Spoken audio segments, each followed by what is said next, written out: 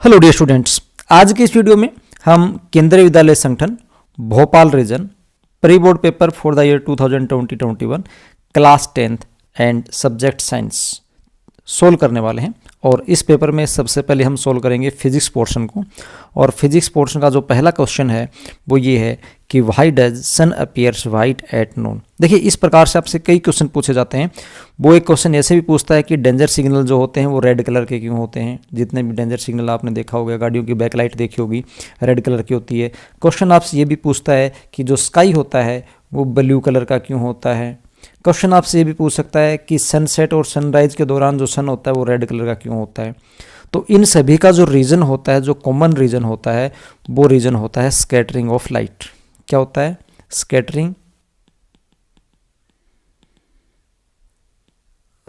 Of light. अब light scattering के कारण अलग अलग कलर्स हमें दिखाई देते हैं। अब देखिए, सबसे पहले अगर मैं रेड कलर वाली बात बताऊं डेंजर सिग्नल की, इस एक क्वेश्चन में आपको मैं कई क्वेश्चंस के जवाब दे रहा हूं, ध्यान से सुना आप एक एक करके।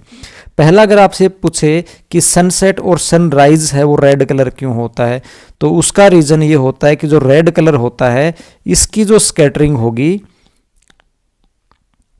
वो क्या होती है, इसकी स्कैटरिंग होती है मिनिमम, और मिनिमम स्कैटरिंग होती है। इसका मतलब ये हुआ कि ये मैक्सिमम डिस्टेंस ट्रेवल करता है। क्या करता है? इसके कारण ये मैक्सिमम डिस्टेंस ट्रेवल करेगा, और मैक्सिमम डिस्टेंस ट्रेवल करेगा तो बहुत दूर तक जाएगा ये, और दूर तक ये दिखाई देगा। इसीलिए सनसेट और सनराइज के दौरान सन जो होता है रेड कलर का दिखाई देता है।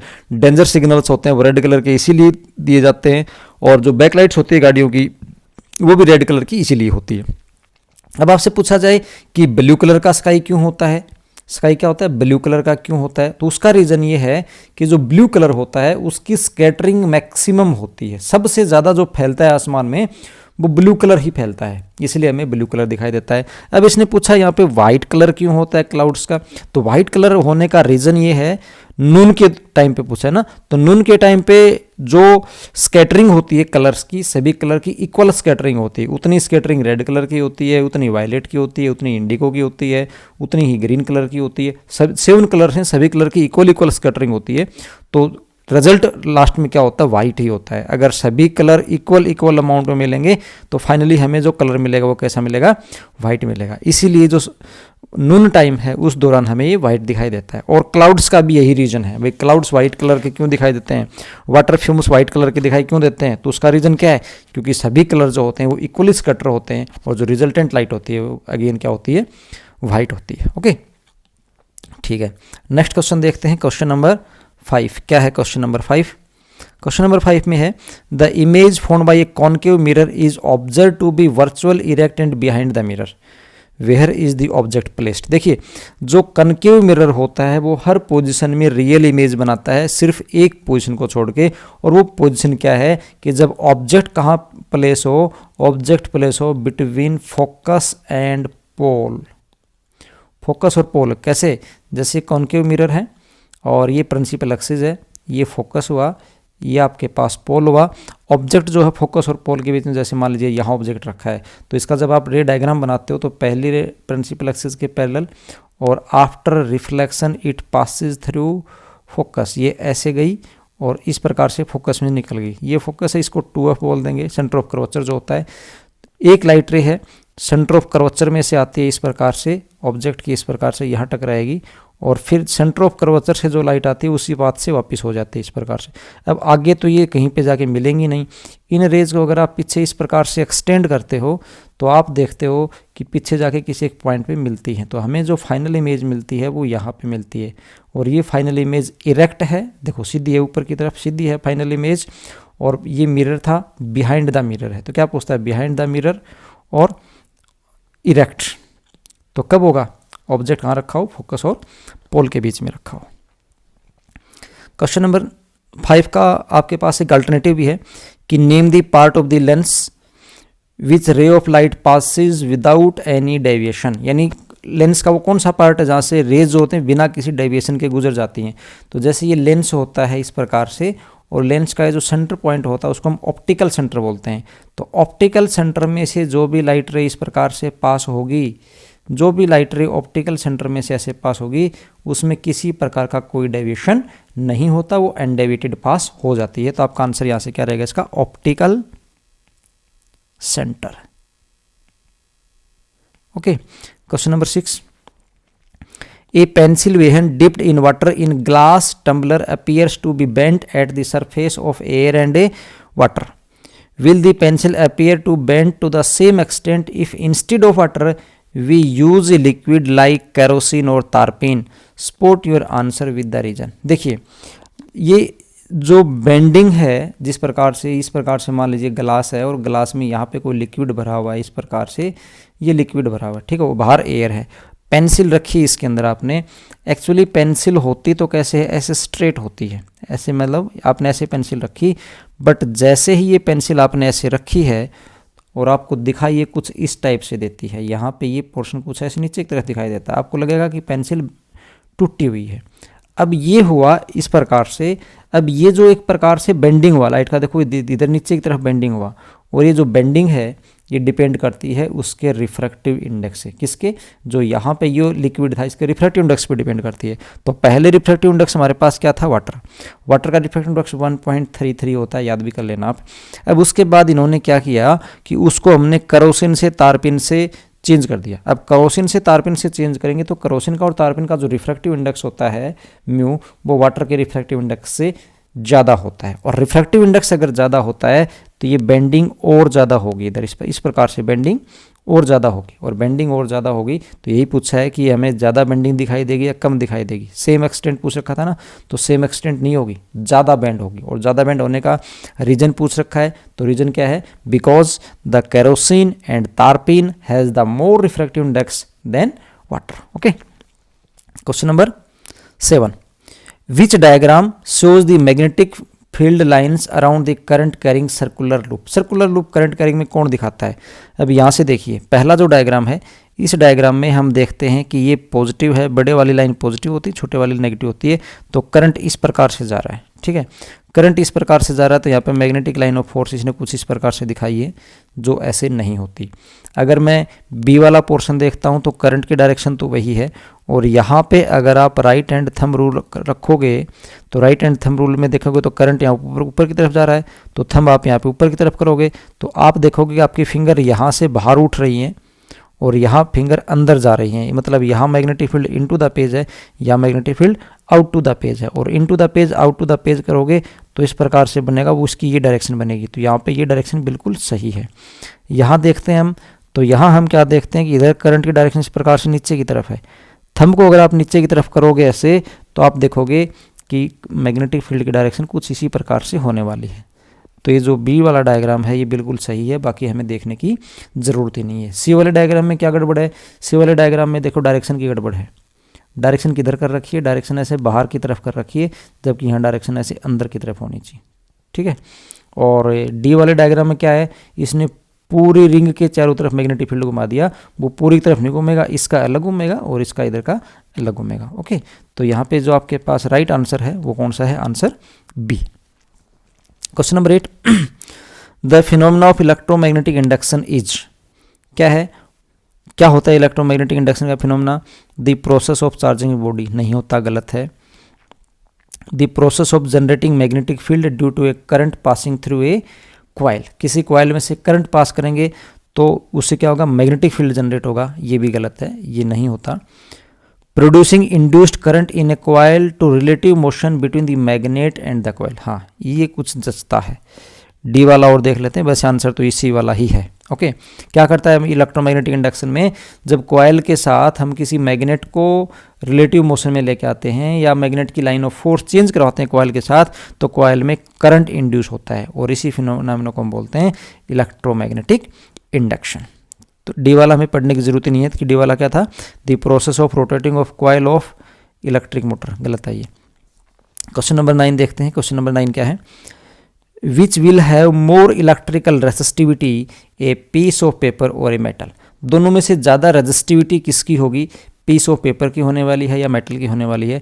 देखो रेजिस्टिविटी ज़्यादा होने का मतलब है कि रेजिस्टेंस ज़्यादा होना, और रेजिस्टेंस ज़्यादा होने का मतलब है कि बेड कंडक्टर होना। तो आप ये देखो कि आपके पास एक ये पेपर है और एक मेटल है, इनमें से बैड कंडक्टर कौन है? तो बैड कंडक्टर ओबियसली आपको पता है पेपर है, तो रेजिस्टिविटी जो ज़्यादा होगी वो किसकी होगी? पेपर की ही ज़्यादा होगी। नेक्स्ट क्वेश्चन देखते हैं। नेक्स्ट क्वेश्चन है हमारा नंबर 20, मैग्नेटिक फील्ड लाइंस। ये केस स्टडी बेस्ड क्वेश्चन है। Magnetic field lines the space around a magnet in which magnetic force is exerted. Okay, मतलब मैग्नेटिक फील्ड क्या होता है उसकी डेफिनेशन आज यहाँ बताई गई, is called the magnetic field. Magnetic field is desired by is described, magnetic field is described by drawing the magnetic field lines, the magnetic field lines always being from north pole of a magnet and end on the south pole of the magnet. Inside the magnet, however, the direction of magnetic field lines is from s pole of the magnet to the n pole of the magnet. Thus the magnetic field lines are closed करो। Okay, ये एक आपको passage दिया गया है, इसके base कुछ questions हैं, उसके आंसर हमें देने हैं। पहला क्वेश्चन ये है कि the magnetic field lines produced by A bar magnet outside. Bar magnet के आउटसाइड, बार मैग्नेट क्या होती है?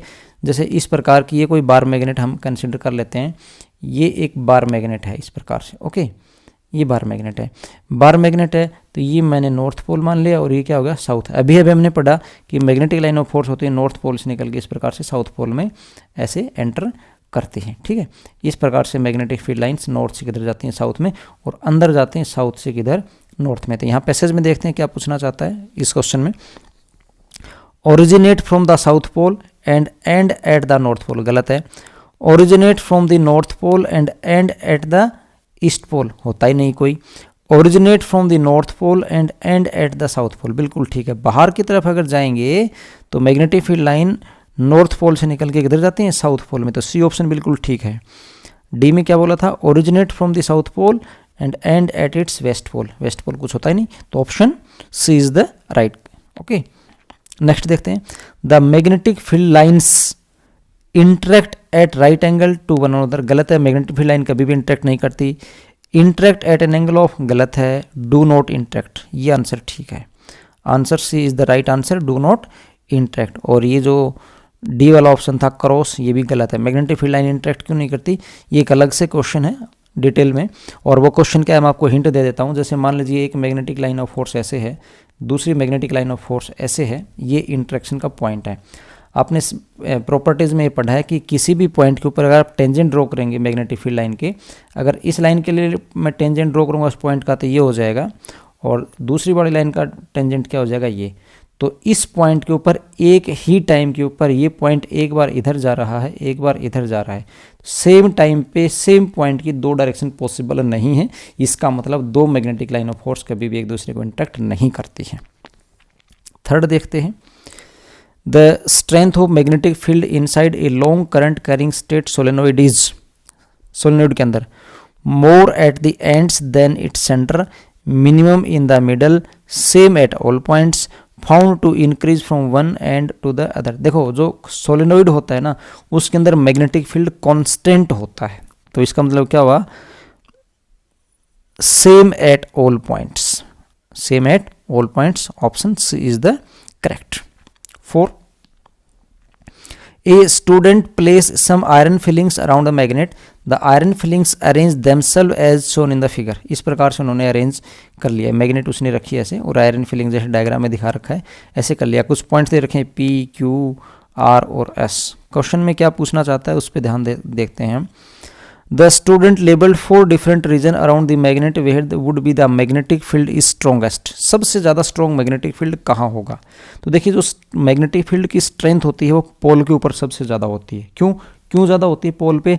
पोल पे आप देखोगे कि ये जो कंसंट्रेशन है ना, यहाँ पे जो कंसंट्रेशन है पोल के ऊपर, ये कंसंट्रेशन देखो यहाँ पे, ये जो आपको इस प्रकार से दिख रही हैं, ये इस प्रकार से ये मैग्नेटिक लाइन ऑफ फोर्स को रिप्रेजेंट कर रही हैं, और यहाँ आप देखोगे कंसंट्रेशन मैक्सिमम होती है। तो जहाँ मैग्नेटिक फील्ड लाइन की कंसंट्रेशन मैक्सिमम है वहाँ पे स्ट्रेंथ भी मैक्सिमम है। तो सबसे ज़्यादा स्ट्रेंथ किस पॉइंट की है? आर पॉइंट की। उसके बाद 5th, Which of the following factor affect the strength of force experienced by a current carrying conductor in uniform magnetic field? Uniform magnetic field में करंट कैरिंग कंडक्टर पे जो force होता है उसका फॉर्मूला आपको याद होना चाहिए। फॉर्मूला होता है F = I/L/B sin थीटा। यहाँ पे I स्ट्रेंथ ऑफ करंट है, L length of the conductor है, B strength of magnetic field है, और थीटा जो है वो मान लीजिए इस प्रकार से मैग्नेटिक फील्ड है और ये कंडक्टर रखा हुआ है, तो ये एंगल क्या है, थीटा। करंट इस प्रकार से जा रहा है, इधर करंट जा रहा है, ये मैग्नेटिक फील्ड है, तो करंट और मैग्नेटिक फील्ड की जो डायरेक्शन है उसके बीच में जो एंगल है उसको क्या बोलते हैं, थीटा बोलते हैं। तो देखिए क्या है, मैग्नेटिक फील्ड स्ट्रेंथ पे डिपेंड करता है, बिल्कुल सही है। Magnitude of current in a conductor पे भी डिपेंड करता है, बिल्कुल सही है। Length of the conductor with in the magnetic field, उस पर भी जैसे आई पे, एल पे और बी पे, सभी पे डिपेंड करता है। ऑल ऑफ द अबू, तो इसका आंसर क्या है, all of the above. Okay, section B में चलते हैं। क्वेश्चन नंबर 25 है नेक्स्ट, और इसमें एक प्रिज्म दिखा रखा है। प्रिज्म में जैसे वाइट लाइट पास हुई और वाइट लाइट में से एक तो इस प्रकार से रेड लाइट निकल गई और एक आपके पास इस प्रकार से क्या हो गई, वायलेट लाइट इस प्रकार से आ गई है। क्वेश्चन में क्या पूछा है हम वो देखते हैं अब। A student observe the above phenomena in the lab as white light passes through the prism among many other colors he observed the position of the two colors red and the violet. What is the phenomena called? इस phenomena को क्या बोलते हैं, तो इसको हम बोलते हैं डिस्पर्शन ऑफ द लाइट। क्या बोलते हैं इसको, डिस्पर्शन ऑफ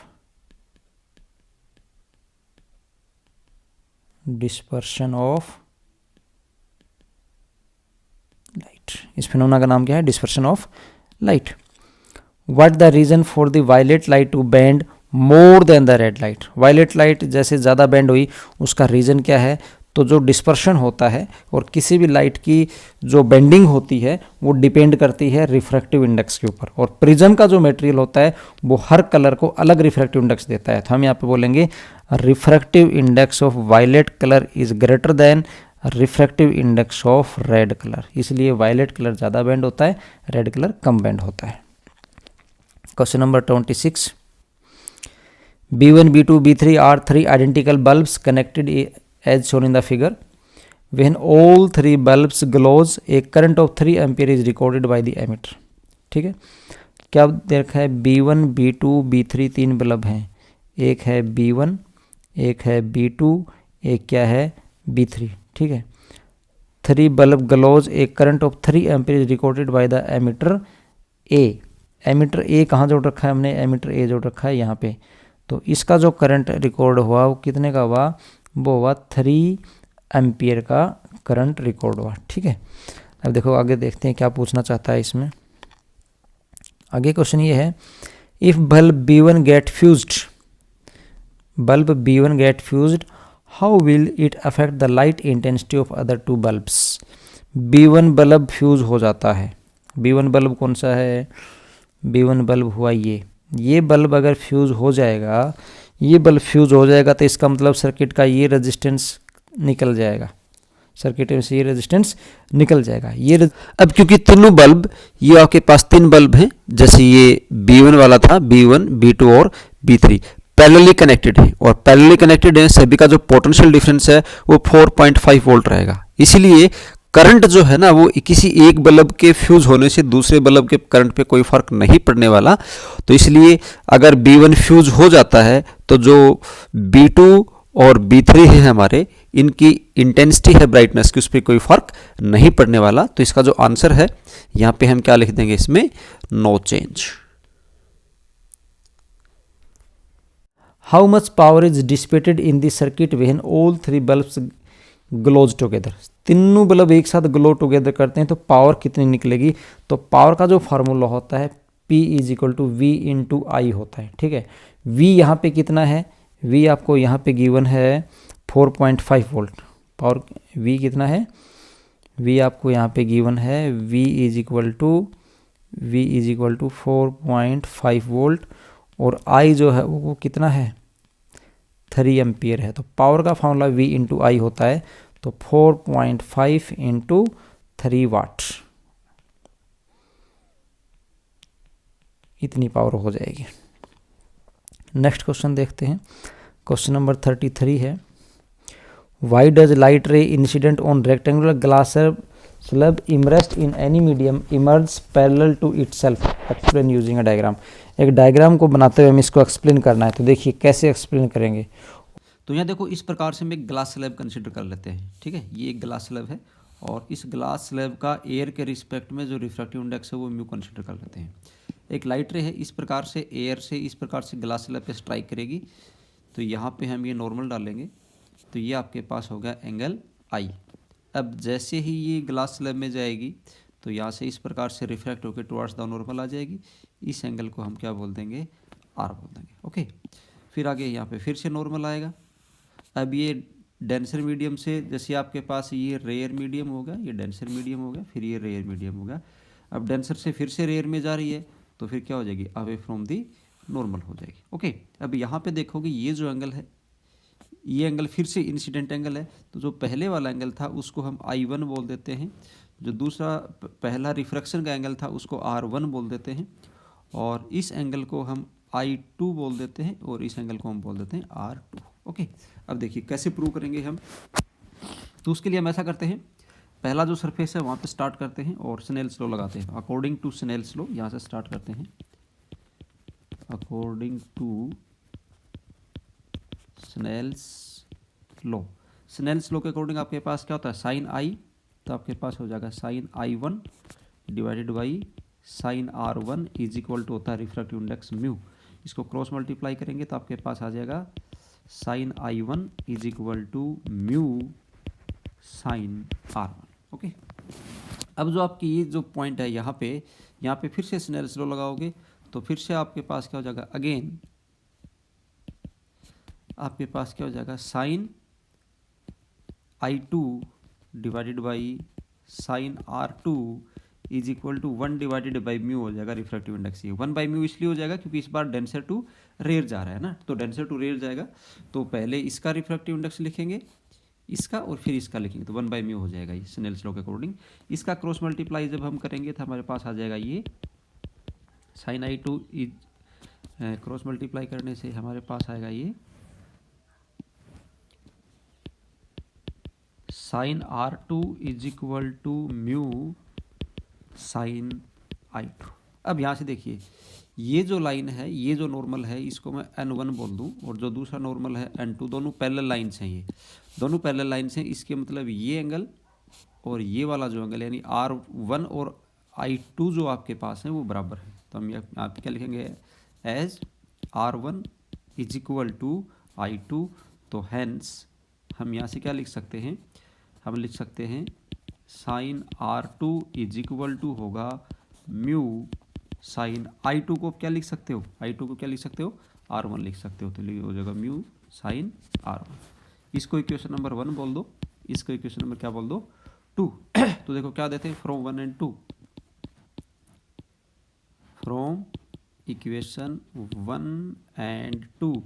1 एंड 2 में आप देखते हो कि ये जो इनकी राइट हैंड साइड है ये दोनों की क्या है, बराबर, तो इसका मतलब जो लेफ्ट हैंड साइड है दोनों की क्या हो जाएगी, बराबर हो जाएगी। तो यहाँ से हम क्या लिख सकते हैं, sign I1 is equal to आपके पास हो जाएगा sign R2, sign cancel sign, तो ये आपके पास क्या हो गया, I1 is equal to R2। I1 और R2 इक्वल होने का मतलब क्या है, I1 और R2 मतलब ये जो एंगल है ये इस एंगल के बराबर हो गया, ये एंगल इस एंगल होने के बराबर का होने का मतलब ये हुआ, अगर ये हमारे पास इंसिडेंट रे थी इसको आप ऐसे बढ़ाते आगे तो ये ऐसे गई, और ये आपके जो रिफ्रैक्टेड रे है जो फाइनली हुई है वो ये वाली लाइन। इसका मतलब अगर ये एंगल और ये एंगल बराबर हैं तो इसका मतलब हुआ कि ये रे और ये रे क्या है, पैरेलल है, तो यही हमें प्रूव करना था। तो हम यहाँ पे लिख देंगे हैंस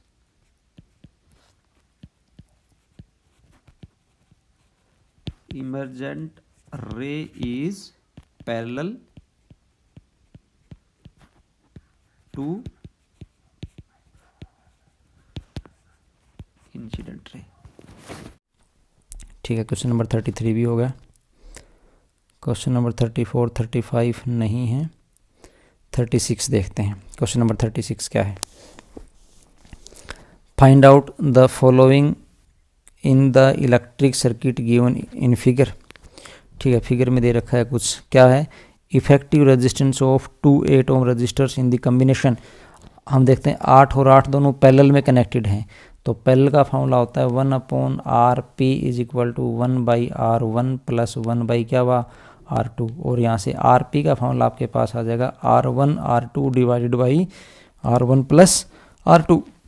कैलकुलेशन करोगे तो RP इज इक्वल टू हो जाएगा 8 × 8 डिवाइडेड बाई 8 प्लस 8, ये कितना हुआ 64 divide by 16 that is equal to 4 ohm. तो आर पी की वैल्यू कितनी है, इसका रिजल्ट कितना आएगा 4 ओम आएगा।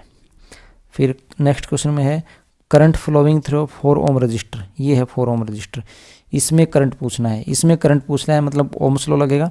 ओम्स लॉ क्या बोलता है, वी, ओम्स लॉ आपको कहता है V is equal to I into R होता है, और I किसके बराबर होता है, V डिवाइडेड बाई आर होता है। पूरे सर्किट का चलेगा तो V पूरे सर्किट का कितना है 8 वोल्ट, R पूरे सर्किट का देखोगे तो 4 तो ये है, ठीक है, और 4 इन दोनों का, तो टोटल कितना हो गया 8 हो जाएगा, तो divide by 8 that is equal to 1 ampere.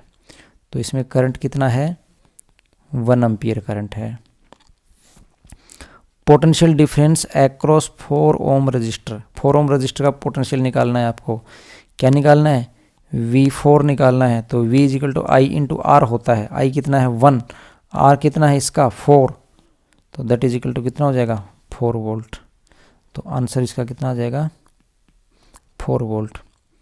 फिर power dissipated in 4 ohm resistor, 4 ohm resistor में पावर कितनी है, तो कितनी पावर हुई 4 ओम रजिस्टर में, 4 ओम रजिस्टर में पावर का फॉर्मूला होता है P is equal to I square R का फार्मूला होता है। तो P is equal to I कितना है 1 और R कितना है 4, दैट इज इक्वल टू कितना हो गया 4 वाट। पावर कितनी हुई 4 watt. Difference, next difference in ammeter reading if any, ammeter reading की 2 एमिटर हैं, एक ये है और एक ये, इनकी रीडिंग में कोई फर्क आएगा, तो हम देखते हैं कि दोनों के दोनों जो एमिटर हैं ये सेम लाइन में जुड़े हुए हैं, देखो एक लाइन में इस प्रकार से जुड़े हुए हैं, तो इसका मतलब दोनों के दोनों किस में हैं, दोनों के दोनों सीरीज़ में हैं, और सीरीज़ जो कम्बिनेशन होता है, सीरीज़ कम्बिनेशन में करंट हमेशा सेम होता है, इसका मतलब A1 A2 सेम रहेगा, इसमें कोई डिफरेंस नहीं रहेगा। नेक्स्ट क्वेश्चन क्या है, फ्लेमिंग लेफ्ट हैंड स्टेट करना है, तो डायरेक्ट इसकी डेफिनेशन है रूल की, बुक में देख लेना आप इसको, और फंक्शंस लिखने हैं आपको मोटर के आर्मेचर, बर्सेज और स्लिप रिंग्स, ये कोई कॉन्सेप्चुअल क्वेश्चन नहीं है, बुक में आप इसको देख लेना। ओके।